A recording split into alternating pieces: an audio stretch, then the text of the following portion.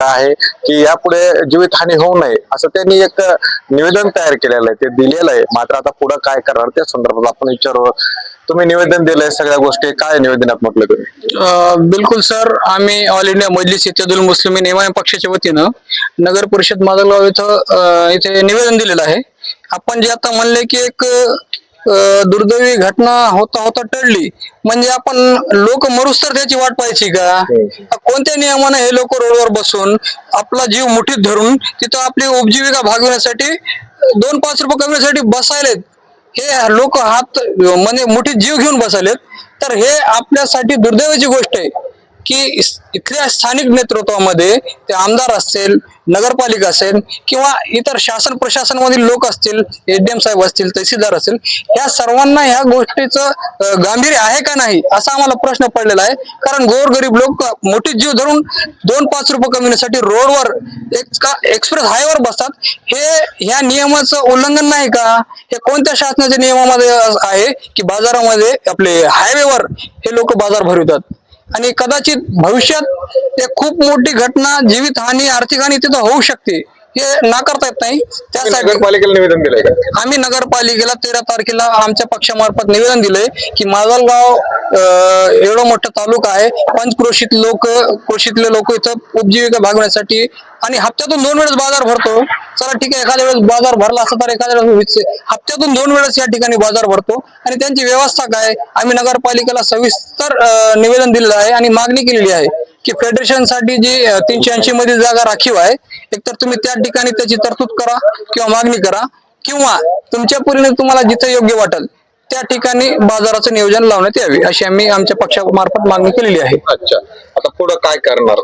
आता पुढं ज्या वेळेस नगरपालिकेचं आम्हाला काही आमच्या निवेदनाबाबत जे काही उत्तर मिळेल ते अगोदर आम्ही ते घेऊ. त्याच्यानंतर आम्ही आमचे कार्यकर्ते, पक्ष पदाधिकारी आणि काही जे बाजारातले व्यापारी लोक आहेत त्यांच्याशी चर्चा करून आम्ही शासन व प्रशासन, आम्ही एडीएम साहेबाला एक शिष्टमंडळ घेऊन भेटणार आहेत आणि आमची मागणी करणार आहेत. आणि लोकशाही मार्गाने जर आमच्या मागण्या पूर्ण नाही झाल्या तर हात बाजार आम्ही एडीएम ऑफिस समोर भरविणार आहेत.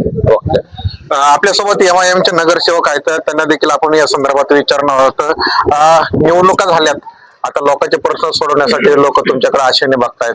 सध्याला बाजार रस्त्यावर भरतोय, लोक मरण्याची म्हणजे होऊ नये, दुर्घटना होऊ नये त्या संदर्भात ह्यांनी एक निवेदन दिलंय तुमच्या नगरपालिकेला. याच्यावर तुमची काय पुढची प्रोसेस असणार आहे? जवळक हे बाजाराचा प्रश्न सुटत नाही तोरक हे आम्ही दुसरं काहीच आंदोलन, उपोषण काहीच करणार नाही. आम्ही बाजाराचा मुद्दा हातात घेतलेला आहे आणि मी लहानपणापासून बघतो, आज 40 वय झालं माझं. आमदारकीचं इलेक्शन आलं, नगरपालिकेचं इलेक्शन आलं तर हे मोठमोठे नेते लगेच बाजाराचा प्रश्न आम्ही सोडू, पण असलं काही झालेलं नाही. आणि नगर परिषदचे माजलगावच्या लोकांना ह्यांनी बाजारात वंचित ठेवलेलं आहे. आणि हे बाजार जवळक एक जागेवर, नगर परिषदच्या जागेवर जवळक भरत नाही. एमआयएम पक्ष पूर्ण ताकदीने हे बाजारासाठी आम्ही आंदोलन उपोषण करणार. बाजार कुठं भरायला पाहिजे? बाजार सर्व नंबर 380 मध्ये हे नवीन बस स्टँडच्या पाठीमाग शासनाची जागा आहे. ते कापूस विक्रीसाठी दिली पण ती बंद आहे. आधी शासन परत घेऊन नगर परिषद मार्फत ते नगर बाजारासाठी देऊ शकते.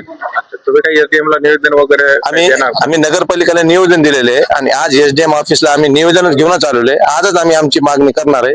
जर जसे आमचे पक्षाचे शुभे म्हणले की जर आमचा प्रश्न आता 2 बाजार नाही सुटलं 2 आठवड्यात, आम्ही 3ऱ्या आठवड्यात बाजार इथेच भरविणार आहे एसडीएम ऑफिस. निश्चितच या ठिकाणी एमआयएमचे उपाध्यक्ष आणि या ठिकाणी नगरसेवक इद्रिस पाशा हे दोन्ही पण या ठिकाणी एमआयएमचे जे काही पदाधिकारी आहेत ते आहेत आणि माजलगावच्या बाजाराचा प्रश्न सोडवण्यासाठी ते पुढे आलेले आहेत. सध्याला ते एसडीएम कार्यालयात निवेदन देण्यासाठी आलेले आहेत. आता बघूया, या बाजाराचा प्रश्न अनेक नेत्यांना सोडता आला नाही, पण एमआयएमने हातात घेतल्यानंतर आता पुढचं काय होणार याकडे आता सगळ्याचं लक्ष लागलेलं आहे.